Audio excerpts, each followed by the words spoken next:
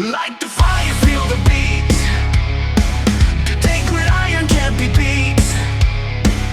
Nick your knee and bring the heat. Press the MVP elite. From the outback through the field, we got tackles hard to steal. Catch the passes, make it real. Gridiron warriors never kneel. G'day Gridiron, down under and beyond. G'day Gridiron, yeah, the podcast come on strong. G'day Aussie Gridiron fans, and welcome to the G'day Gridiron podcast, brought to you by the Aussie Gridiron Network, Australia's home of NFL and local gridiron content. What a week 15 we have had. It's been a great week for end of season stuff. Lots of good wins by some good teams. Bad losses by some really shit teams. So Isaac and I are back with some reactions to the entire week that was week 15. How are you going today, Isaac? I'm very well, thank you. Ian, how are you? Doing pretty well. Sweat my ass off in the shed in the middle of summer, but it is what it is. We just have to go through this pain to be able to talk about NFL football, about the stuff that we love to do. So yeah, mate, it's been a pretty good week. Your Rams won. They beat the 49ers. Shout out to Nick. Shout out, Nick.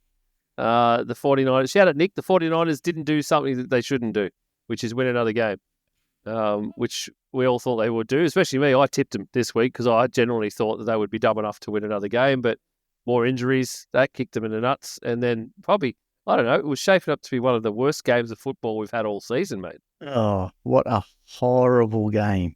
My goodness. It was so bad. I mean, we ended up at 12-6, but for a long period of time, halftime was 6-all. Yeah, it was crazy how the Rams go out and score 44 one week and then come out and don't even score a touchdown the next week. It's just unbelievable. Yeah, it absolutely blows me away, considering they scored so much against the Bills and the Bills scored so much against them. And yet the Bills still go out against the Lions this week and they had a 48-42 thriller.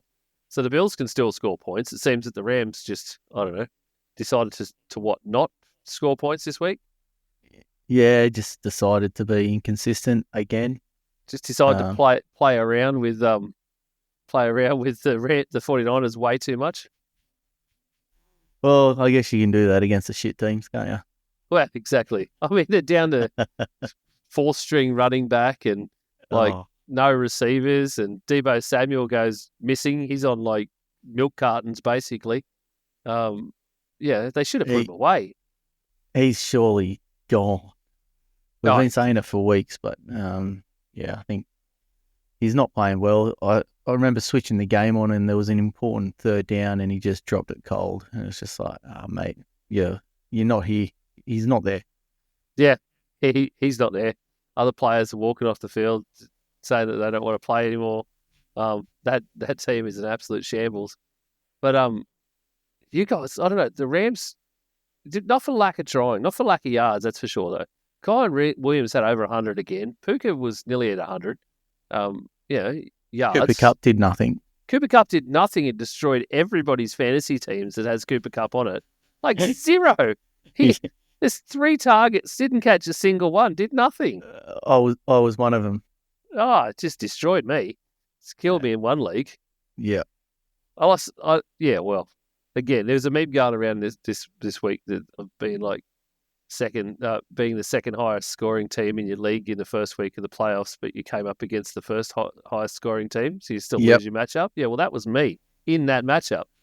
Like, old mate scored 220, and I'm on 193. Like, did he have Devontae? I can't remember. Oh, yes, he had Devontae. Yeah, which is there what it is. Was just like, whoa, blew me away. And a Cooper Kupp 0 doesn't help, does it? I know. No, it did not help at all. But it's just what the Rams season is. A win's a win, I guess, but they all don't have to be pretty. Well, I don't know. It'll have to be pretty, but it would be nice if they can show they can still score in the red zone. That's the problem. Yeah. So, I mean, leaving everything up to the kicker isn't really advantageous at this end of the season. Yeah, they're not the first team that did it. The Commanders did it earlier early in the season. Not now, though. You can't leave it all up to a kicker when you're right before playoffs. It's no way to be leading the division, no less, which is what they are now. Are we before the playoffs? I don't know. Yeah. Well, you're leading the division, yes, because you've got tiebreak over Seattle. So Yeah. you're definitely leading the division. But, yeah, I don't know. Just 12-6 games shouldn't be happening No, they shouldn't. at this end of the season. And I did mention that Bills-Lions game then. What a matchup that was on Sunday.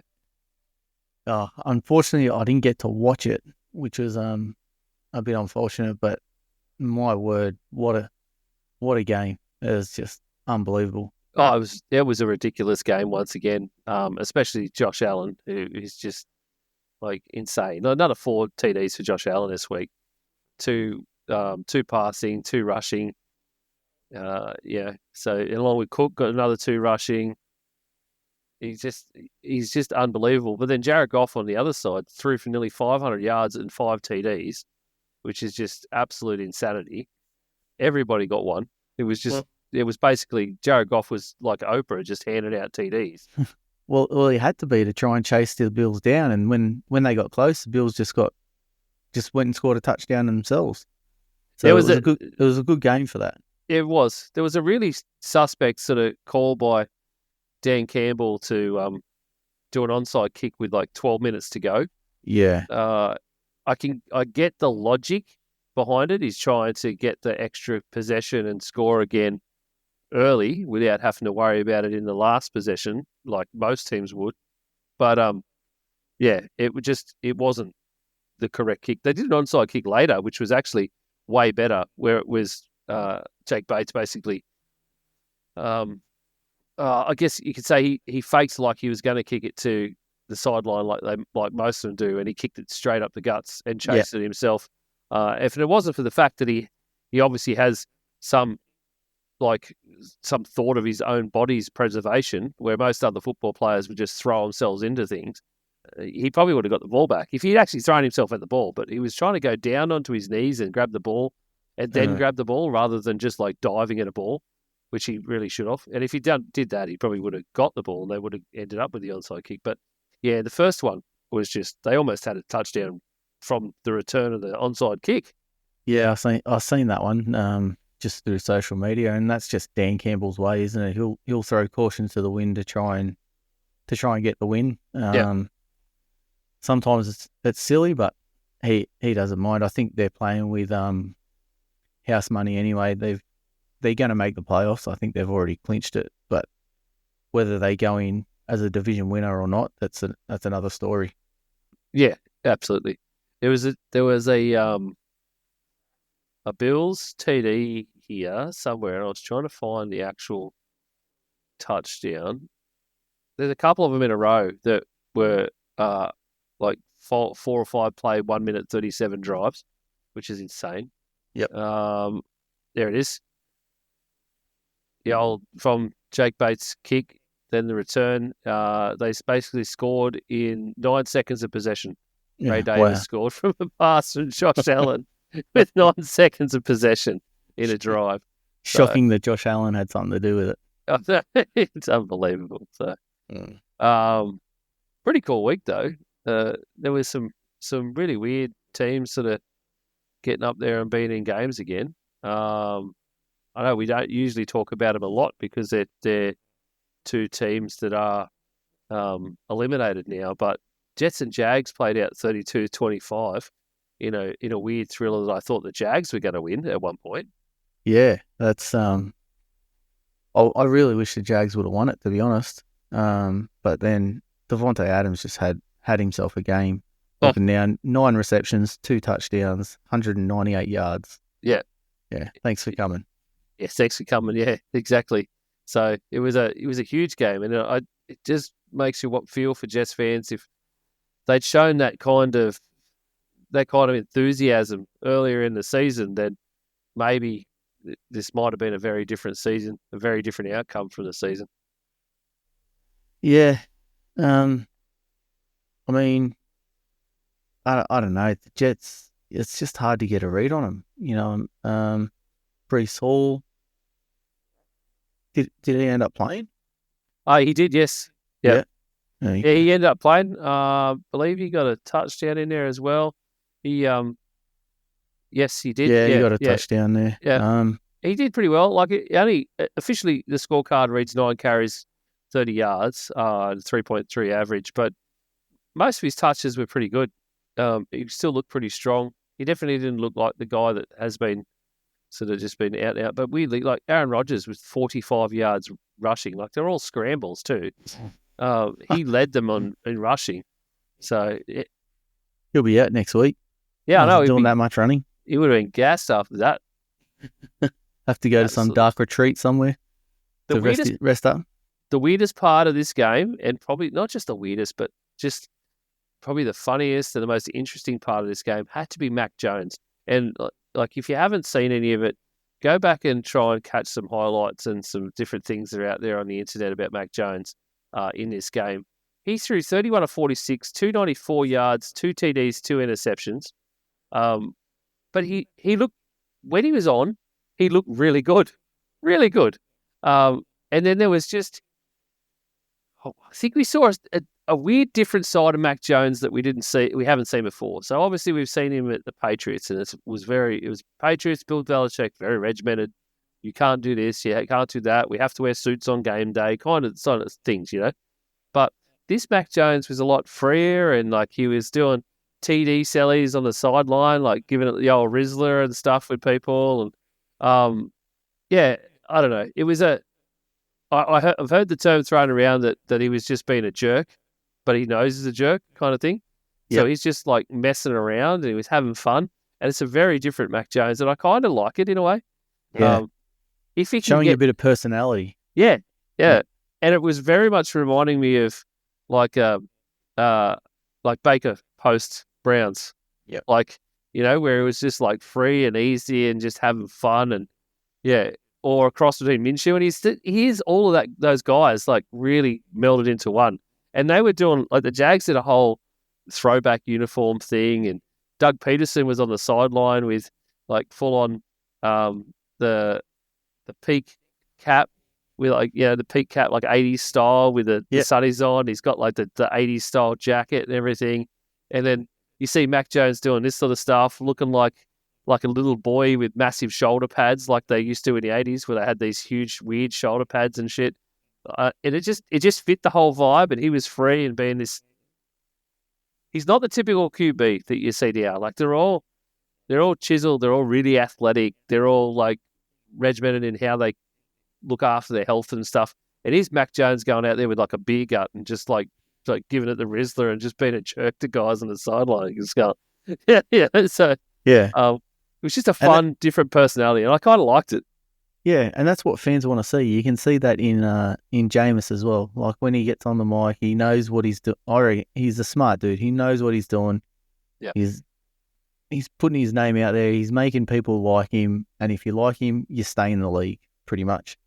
And same with Mac Jones, and his stats show that he is a backup, really, isn't it? Like, they are at the moment, hot and cold. They are at the moment, But I think if he found, you look at Baker at the Bucks now, right? And if Baker looked like that, he went for the Browns, where he was definitely looked like a starter, and the Browns just did him dirty because they are just the Cleveland Browns. We all know that it's just an absolute shit show. It's a basket case of a franchise. Them and another similar franchise with the same colours. But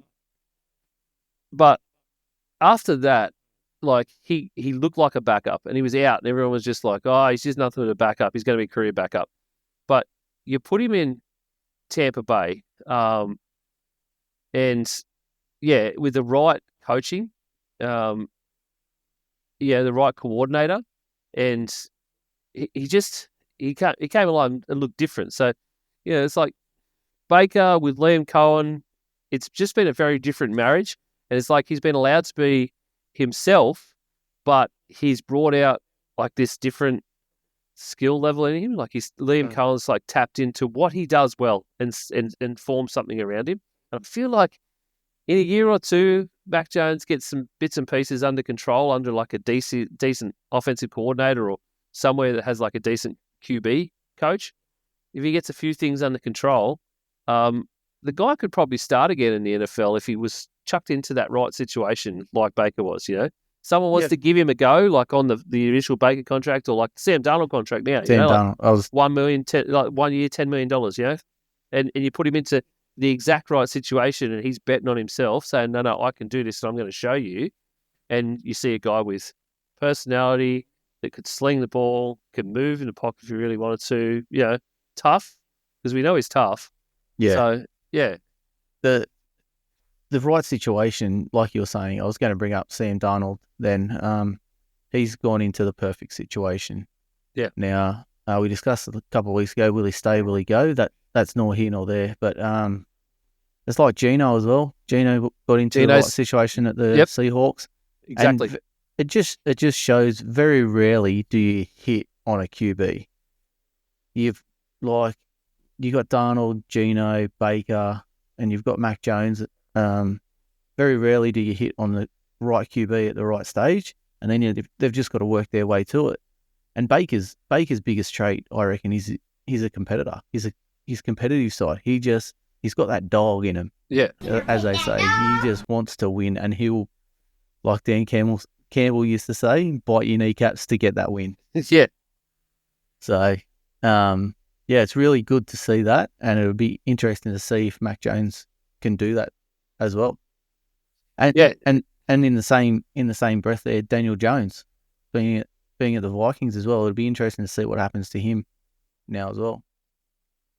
It would exactly. It would do, and I feel exactly that. I feel like if you guess, it's hard to find a QB, like you said, and unless you're an absolute genius at drafting the right QB for you, as you're a head coach, especially if you're an offensive head coach, and you know exactly what you want, and you can pick that guy exactly. And I'm talking like Andy Reid, Patrick Mahomes. Andy Reid clearly saw something in Patrick Mahomes that nobody else did, but he went, "That's the guy," and I know I can do these things with that guy, right? Do we dare say LaFleur and Jordan Love? Yep, LaFleur and Jordan Love was a big thing because that was his pick, obviously. Yep. Right guy. And like obviously Jordan Love had a long period of sit too, but unless you're like an absolute genius as an offensive mind and you can pick that guy out of college straight away and say that's the guy, and we're going to go after him, and he's the guy, exact guy I want. You kind of got to sort of try and marry yourself up with the right QB at the right time when they become a free agent, or try and pry them out of somebody else's hands if you really wanted to sort of do that in the way that the Bucs did with Baker, in the way that like Darnold to the Vikings. There's been plenty of other examples of it over the years, but that's exactly these ones that we're talking about now, where these guys have come as free agents. Well, actually, Goff and Dan Campbell, Stafford and McVay, like look at those two, like doing the swap there because they didn't work out that way. Do the swap and look how well that both guys have worked out. That's a win-win trade, that one. 100%. And they both fell into that right offensive system that works for them and works for the guy that's like calling plays and being part of running that team, Yep. So it all falls together. Obviously, Goff, it's not just a Dan Campbell thing. It's Ben Johnson. It's Goff and Ben Johnson. Yeah, and that's going to remain to be seen when we get to next year if Ben Johnson, because he's going to be able to take the pick of any NFL job he wants the way everything is at the moment. And if he does leave the Lions, it'd be very interesting to see whether it was Ben Johnson was the marriage or whether it was just the Dan Campbell Lions mindset which is helping these guys flourish. Yeah, that'll be one to watch if he does go. But I think he's gone. He can have the pick of what job he wants, but it will be interesting to watch to see if it's a QB system or offensive system, or if it's the Dan Campbell Detroit Lions system that is what Goff was all about. And so many other guys that they've drafted too. So along the way, and the guys that they picked up along the way. So that team, just the way it is. So. Hey, let's I want to cycle back there eventually because there's a rookie QB I want to talk in amongst that, and we've got some in reactions from somebody else later. So we'll couple those two together later. So we'll put a pin in some of those discussions. We've had a couple more teams eliminated this week, so why don't we do our new segment, reasonably new segment, a couple of weeks old now, which is called Eliminated. Where we look at the teams that have been eliminated this week and we try and find the positive out of the negative for the fans of these teams and something they can maybe look forward to as they sit through the rest of this season and watching their team basically just flounder and do nothing. Ruin good draft picks, as some are tending to do at the moment as well. Carolina Panthers were officially eliminated this week after a loss to the Dallas Cowboys. They went down 30-14 to the Dallas Cowboys. The Panthers actually looked pretty good again in this game.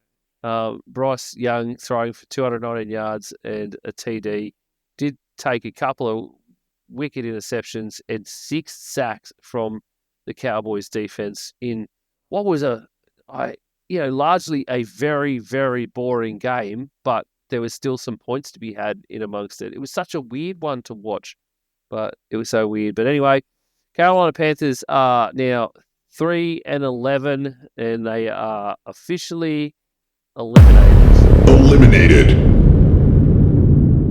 What can they look forward to? What can Panthers fans look forward to, Isaac?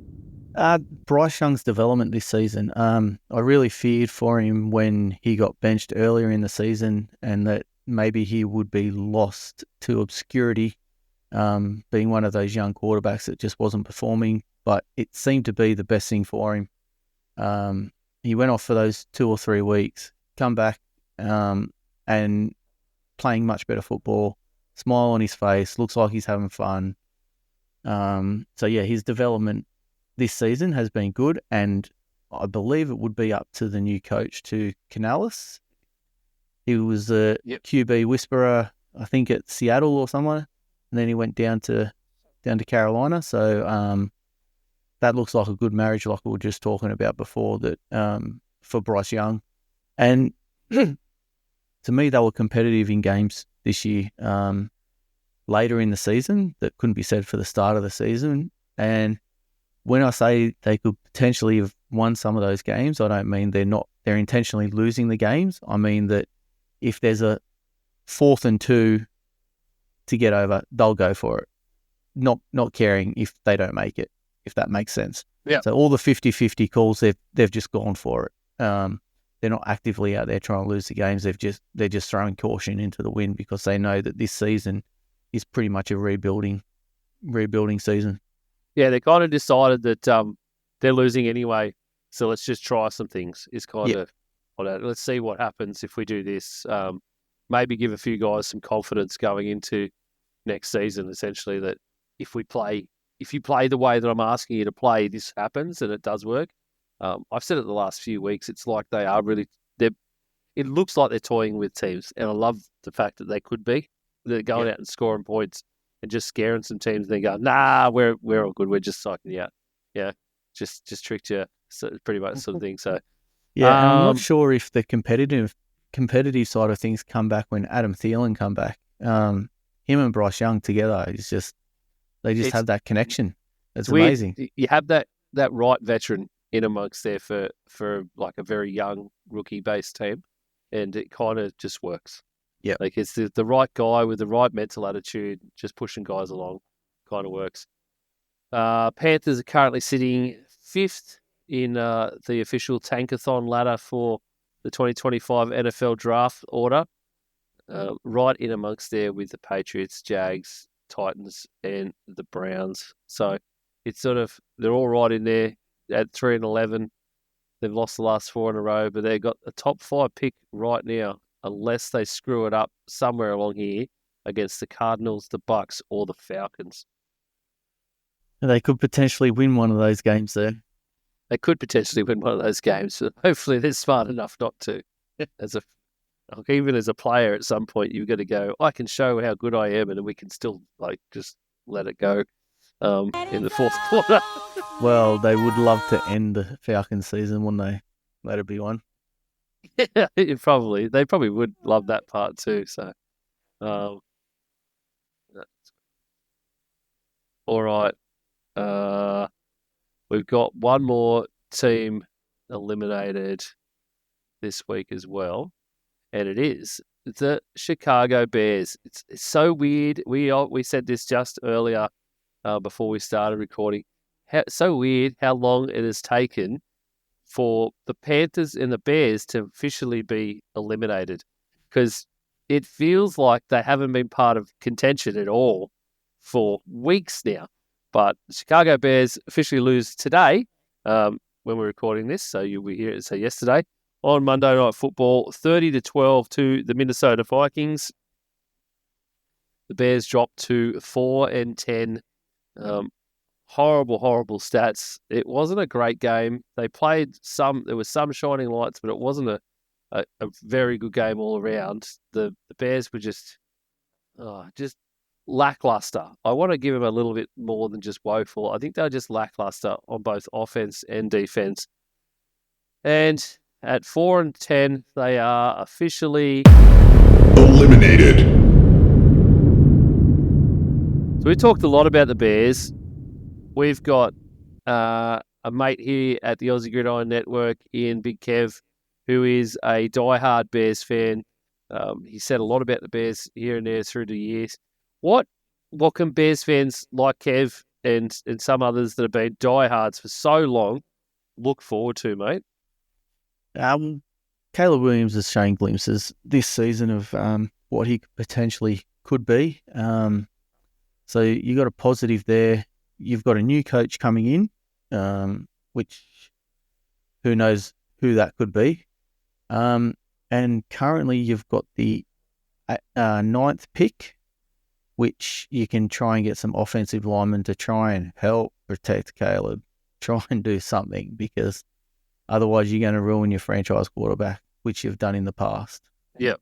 But none of your previous franchise quarterbacks have been touted as generational talent. So you've got to do all you can to protect him. Absolutely, mate. We were having a good chat about this during the game today between some of the guys in our Aussie NFL fantasy group chat. And our GG mate here, Nick, actually asked the question, basically, has anyone given some consideration to maybe Caleb isn't having a good year full stop? Certainly, like the warrant for the turmoil of coaching changes and offense has just been only sort of just put together. They're playing in a really tough division. It seems like everyone wants to blame Caleb, like he's the problem, but it might just be that he's having a tough tough rookie year because of all these other challenges that are surrounding him. And that comes from coaching, I guess. Coaching and, he's a rookie QB. You've got to try and give him time behind the line to go through his reads, to make good decisions. If he's getting sacked 9 times a game, he's not getting that time. So how can he make any decisions unless scramble and get the fuck out of there to try and save himself? Yeah. The coaching doesn't help. I think it was Shane Waldron was let go 3 weeks ago or something. Yeah. The offense looked a little bit better, but if you can't protect your quarterback, no one's going to be that good. I would say Mahomes wouldn't be that good if he wasn't getting protection and getting sacked 9 times a game. He's not going to be who Patrick Mahomes is. Yeah, that's right. And I think the boys here in today basically suggested that exactly what you're saying there is that the second half, he looked woeful the first half of the season. They were very poor. The play calling early season were just terrible. Second half has been better, and he's balling sort of second half of most games when his back's against the wall. Kev sort of said that a better run game would probably take a huge load off him as well. But obviously, everyone sort of admits you need to build the line, you need to build the trenches. So Kev's pointed out, and he said this in the preseason actually, if you go way back to the Aussie NFL Fantasy Show for the North Week, where they had Kev on. He talked about the fact that the Bears' biggest weaknesses are the trenches, so O-line and D-line. They could. He said then you could win 5 games and be disappointed, but could see it. They could win 10 and be ecstatic, obviously, which hasn't happened. So, and it's pretty obvious the new offensive coach and coaching were not the right fit for for the team, and it sort of showed. So the coaching itself wasn't the right fit, which I think we all kind of said at the start too. But yeah, definitely going forward, I think they need to look forward to draft time, use that draft capital that they've got, try and build O-line, D-line, get into free agency as much as they can as well. Pick up some experienced guys, especially to protect Caleb. Pick up experienced guys like right and left tackle, for example. You might change out your center, who knows? But you want some guys that can really guide him through the second year, because the guy definitely has potential, like a lot of potential, a lot of talent. They just need to find that right key to unlock it. Yep. Yeah. Agreed. All right, some other reactions from this week. Maybe touched on it briefly with the Bills. Josh Allen wraps up regular season MVP with 2 incredible weeks in a row. Played the Rams, obviously. You still think that they're best team in football, but I still think you're just a Rams fan. So even as a Vikings fan, mate, I don't hold my team in that high regard.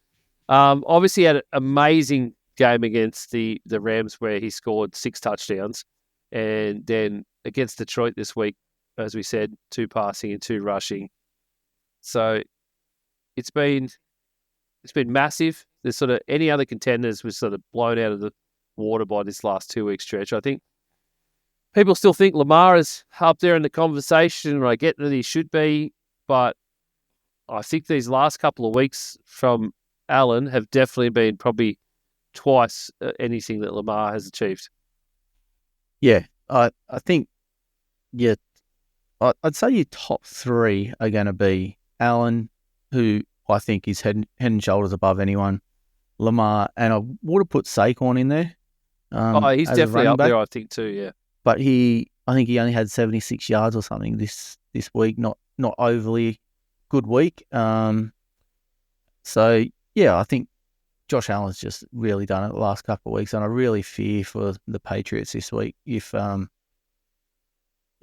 they start scoring points and keep up with the Bills, then Josh Allen's going to do the same thing this week. But I don't think they are. So don't look for another 5 touchdown week from Josh Allen. I'd say, they're not going to have to chase the Patriots, so they'll do their thing. Yeah, absolutely will be. And Josh Allen has firmed everywhere on the betting sites as MVP. I think last week Lamar brought it in a bit, but now after this week he's just blown it out. Vegas odds, FanDuel have got him at -900. Lamar's at +750 as second place. If you go to the Australian site, Sportsbet have got Josh Allen at $1.08. Lamar Jackson is now at $8. And the thing Saquon's is, at 14. So I think it would take a lot over in a game this week or the next couple of weeks for Josh Allen to lose that grip on that and to have someone like Saquon come in and take it from him. Yeah, in saying that though, Lamar's game this week, he had 21 of 25, 290 yards, 5 touchdowns. No one's talking about him because it's all about what Josh Allen did. So that's not a shitty game, really, is it? It's not a shitty game at all, but I think it's a lot of it revolves around what Josh Allen, like you said, what Josh Allen did. It's him and the way he's sort of played ball, and the way he's forced the Bills to play ball. So as a player, and you look at the player on the island, I think it just all adds up to better and it's more consistent. And he's been more consistent, to be honest. And that's how they're at 11-3 as well, is that Josh Allen has been way more consistent than he has in other years. There's no hero ball. There's no Superman stuff like we've seen in previous years.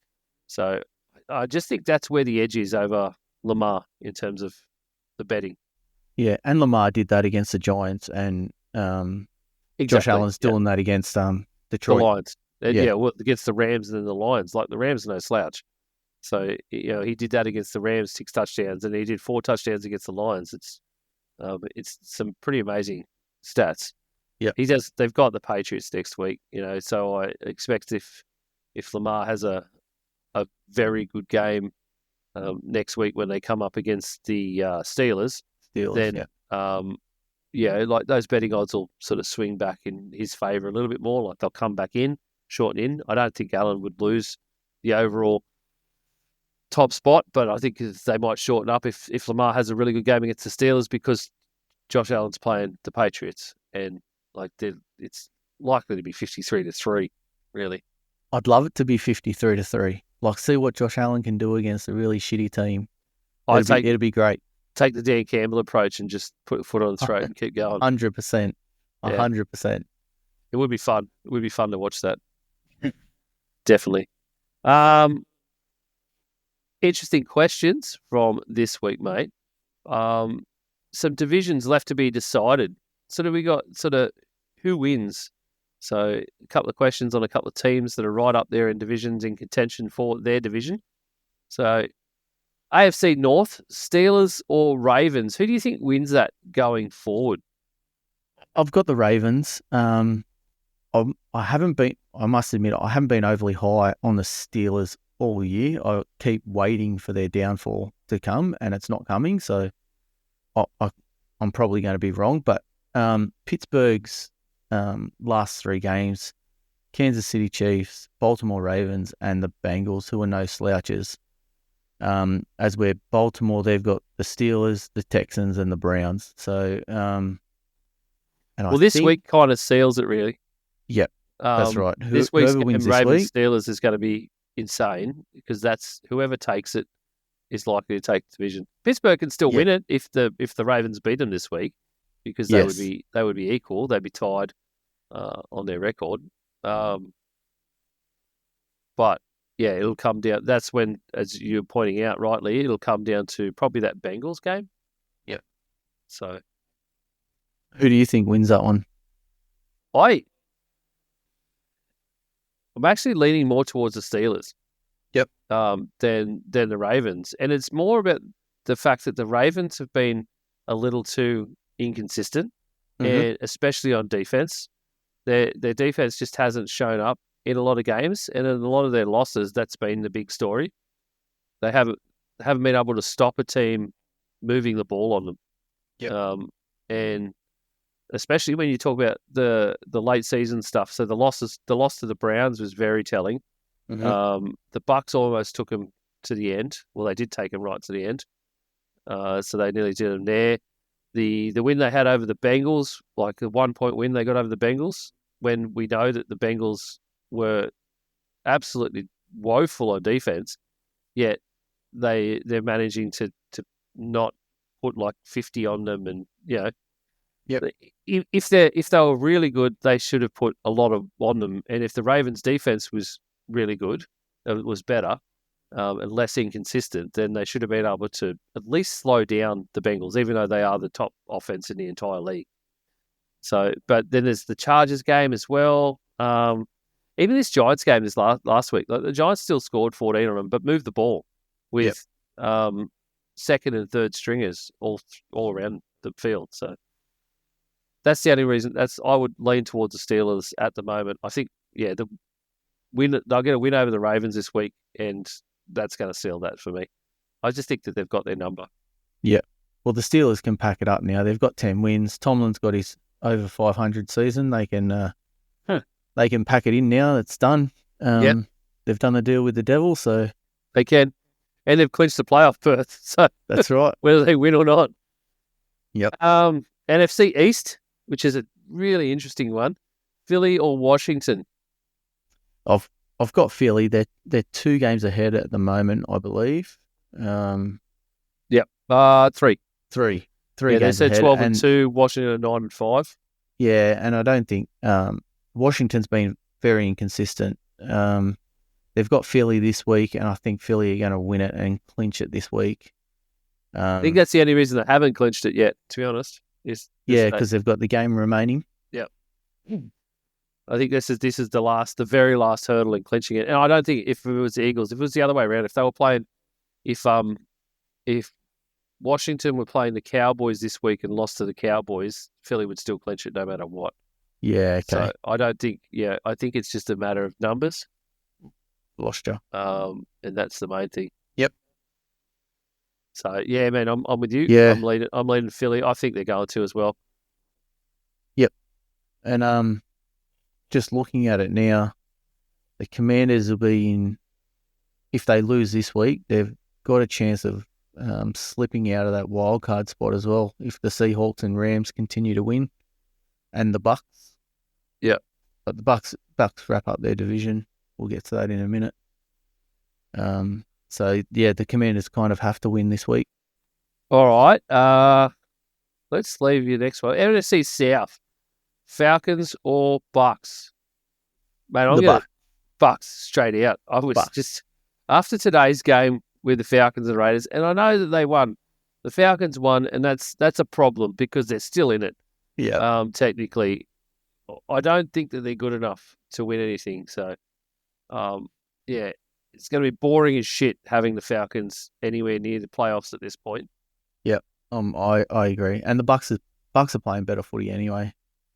So give me the Bucks every day. I would much rather see a Bucks team in the playoffs than I would a Falcons team at all. It would make it way more interesting a game. Yep. So Bucks there. NFC West. Let's go with your predicament first. Rams, Seahawks, or Cardinals? I get a feeling you're going to say Rams. Well, yeah, my heart says the Rams. I don't think it's the Cardinals. I reckon we can rule the Cardinals out of that. You reckon you can rule the Cardinals out? I reckon we can rule the Cardinals out of that equation. Yep. I don't think that they're going to be able to. And, I mean, they would have to win the division to do anything because they're currently sitting 10th in the NFC.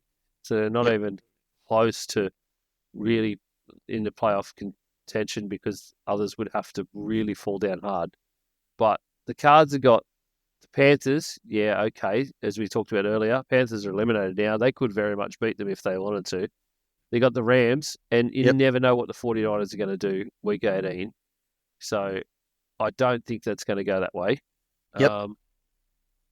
Seahawks, I'll talk on them a little bit before you hit your Rams. I mean, Seahawks got Vikings this week. And I think that's a problem for the Seahawks. I think that's a big problem for the Seahawks. They've got the Bears the following week, and the Bears could be plucky. The Bears can play if they want to as well, just like the Panthers can. And then you guys, week 18. So what's your feeling on the Rams? So I honestly think this week is a trap game. We got the Jets this week, and we could throw up something we threw up against the 49ers, and we could lose this one, or Devontae Adams goes off again.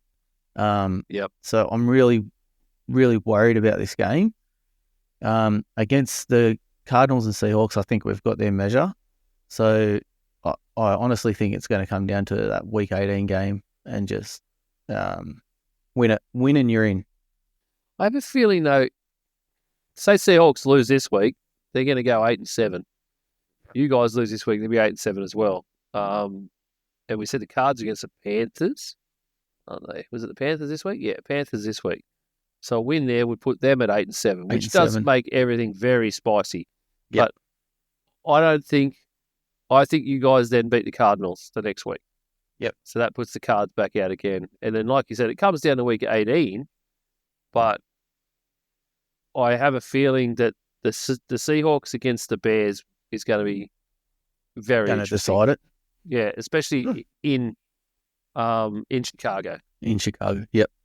So I think that's where it'll be decided more than week 18. I think you guys will probably clinch the division week 17. Here's my feeling. Well, the last one is the other interesting one in the NFC, and I love that these are all AFC because bye-bye AFC. Who cares about the AFC these days? NFC North, Lions, Vikings, Packers. Yeah. It's so hard to pick this one. I honestly don't think it's the Packers. Yeah, I think we can rule the Packers out, much like you ruling out. It was the Cardinals. Arizona. Yeah. Yep.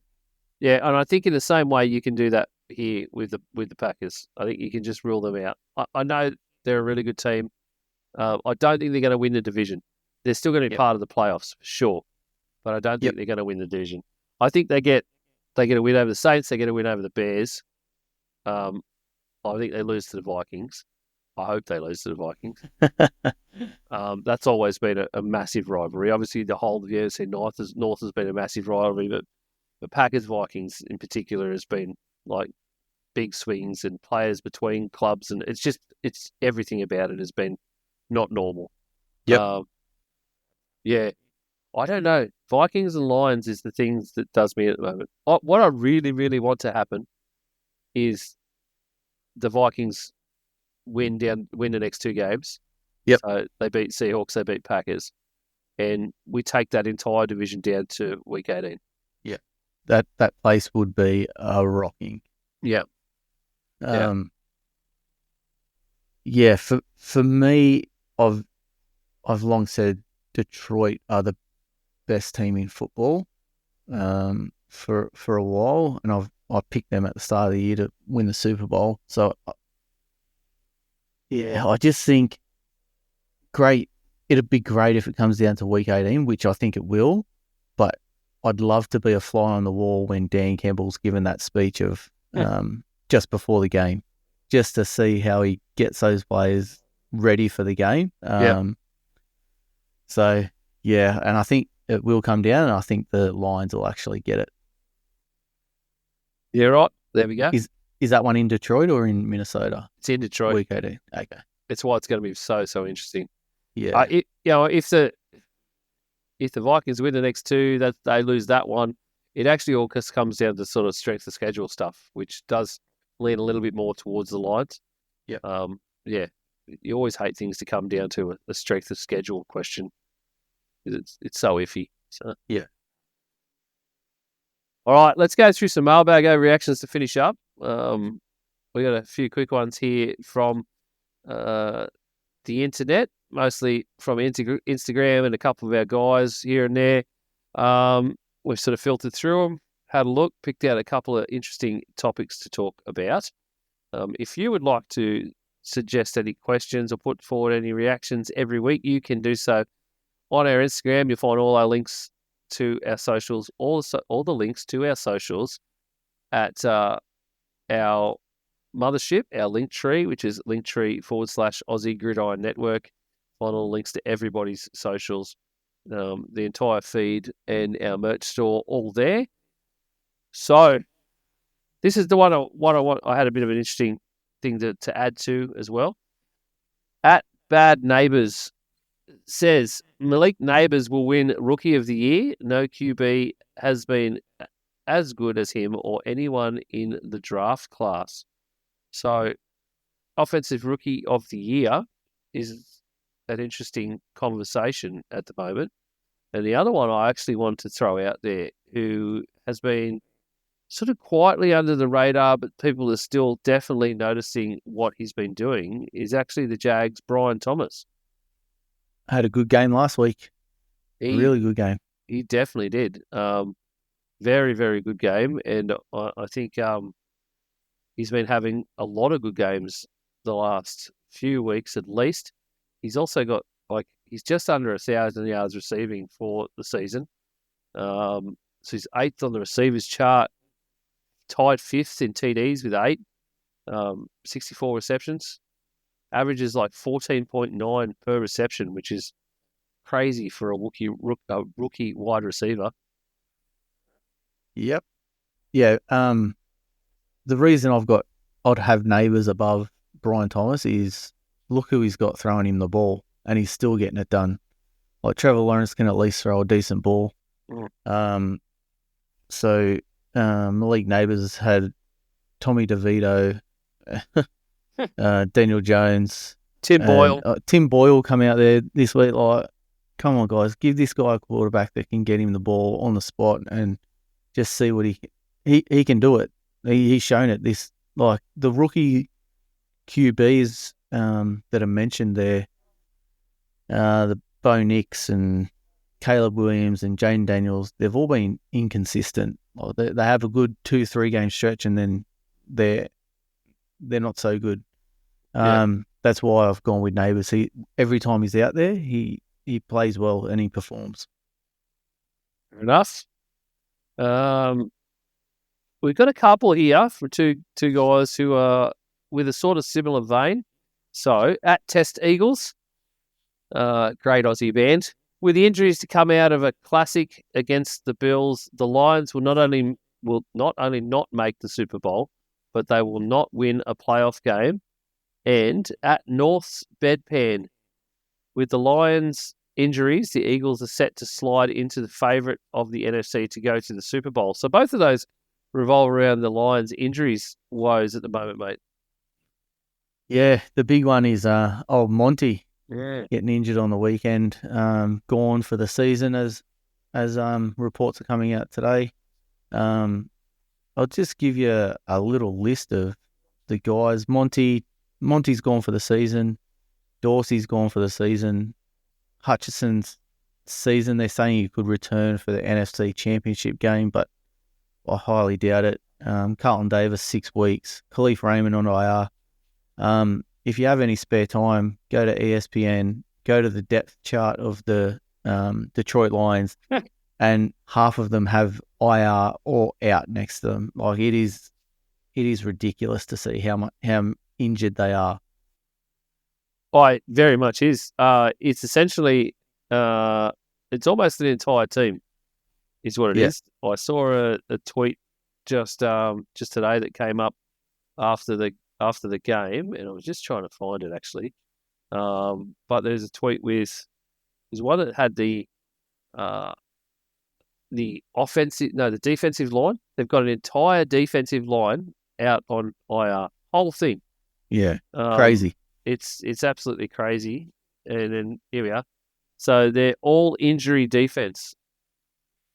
Both defensive ends, both defensive tackles. 4 linebackers. I'm pretty sure most of them were their first choice ones. So Derek Barnes, Alex Anzalone, and Malcolm Rodriguez, Jalen Reeves, and Maven. 2 cornerbacks and a safety. The whole thing. That's a whole defense. Yep. It's just unbelievable. And yeah. Yeah, Monty's a big one. It'll be interesting to see if Jameer Gibbs can carry the load of the one running back. Obviously Hutchison on defense, he's a massive one, but be interesting to see what happens next week. So what do you think about these? Well, let's go with number one. Won't win a playoff game because of the injuries on defense, injuries across the board. Really, I still think they've got too much firepower on offense. So looking at their starters, Jared Goff, Jameer Gibbs, Amon-Ra St. Brown, Jameson Williams, Sam Laporta. There's still a lot of firepower on offense, and they showed they can hang with the Bills on offense. So I think they'll win a playoff game, but I don't think they make the Super Bowl anymore.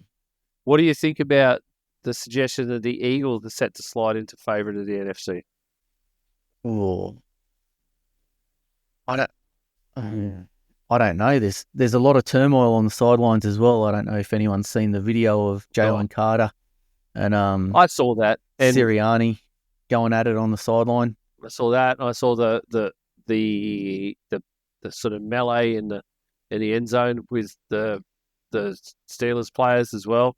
Yep. Which was ridiculous because you got Steelers players actively trying to back away and shaking their heads at guys, and they're still coming at them. Yeah, punches. That's right. Like, I don't know how people don't get suspended over that. They'll probably just get a slap on the wrist for the NFL. But yeah, so if anyone slides into favourites there, I'd say it'd be the Vikings, mate. I would have said that too, because I would have said if it's not the Lions, it'd be the Vikings, not necessarily the Eagles, because they're just. I know they've got Saquon and they're doing amazing, and AJ Brown's back balling, but they are, but that could implode at any week, like it did last year. It imploded, and then they didn't win a game for the last. Like they only won one game out of the last 7. Yeah. So there's potential for that to just blow up. Yeah, For me, it'll be the Vikings. Yeah, if they keep with the infighting, yeah, you're right. It could be the same as last season. They just go down. Yeah. And I'm not sure if you've seen that video of Jalen Carter and Sirianni, but the coach stepped in between them and was going at Sirianni. I was like, what is your coaching staff doing? Are they meant to back up like the coach? Like, Yeah. you got to pull him aside. And it's not the first time Carter's done something like that either. So, yeah, I'll say the Vikings.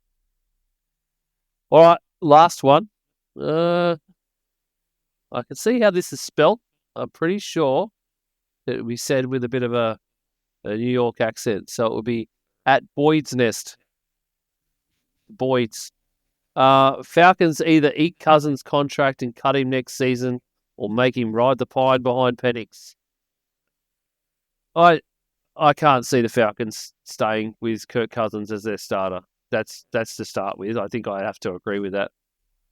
I can't see him staying with the starter either, but we see Deshaun Watson starting every year for the Browns. And I understand what his contract is, and it's the money part. But yeah, like I think he's only starting now because they're still mathematically in the playoffs because they could still win a division.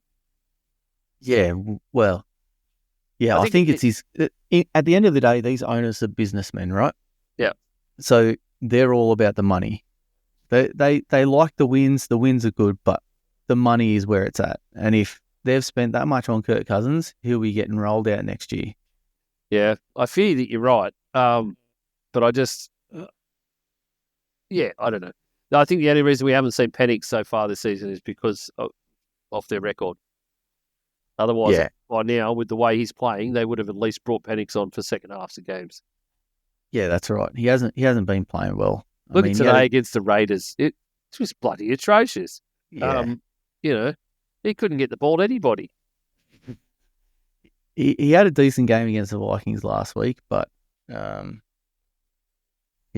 this week was his first touchdown and his first touchdown pass he's thrown in 5 weeks. Yeah. And he's still only got one of them.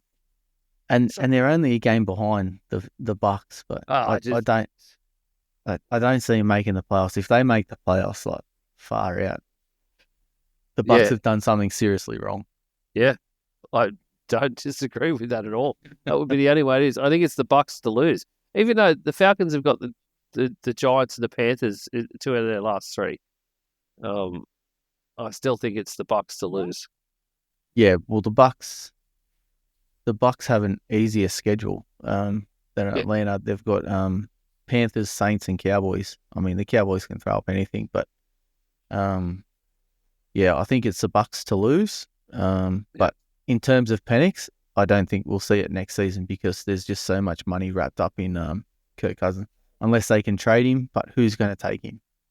I think unless we just start seeing him mid-season, which is funny because that's exactly how he would have been used in Minnesota this season. Yep, that's right. It would have been, and with the injury to McCarthy, know that he would have played the whole season, and then the same thing would have happened next season. It'd be mid-season. You would start to see the rookie in, just to push on to the new era, essentially. Yep. All right, mate. Great talk for some reactions for week 15. Been very good chat. Thank you very much for coming on again. No worries. Happy to be on. You've been just starting to become a regular all around Gday Gridiron. And of course, you will be able to catch us back this week for week 16 game previews. There's going to be a little bit of a schedule change, sort of, for week 17. We're going to try pre-recording some game previews for week 17 early, and there will be a bit of a segment or an interview. I'm going to do a little piece I'm going to do with our resident draft expert, Mark, from No Huddle Dynasty. We're going to go through some rookie report cards. So you're going to hear all of that in week 17, but we've still got week 16 to go. We got the Saturday show. You will hear some game previews for week 16, best bets, of course, and maybe something else we can dredge up to have a bit of a chat about and get Brad saying some more ridiculous stuff on Mike. But until then, thank you very much for joining us. Check out the socials, like and follow everything. Rate us 5 stars on your podcast app because that helps out immensely everywhere. And until Saturday show, on behalf of myself and Isaac, thank you very much, and we will see you later. See ya.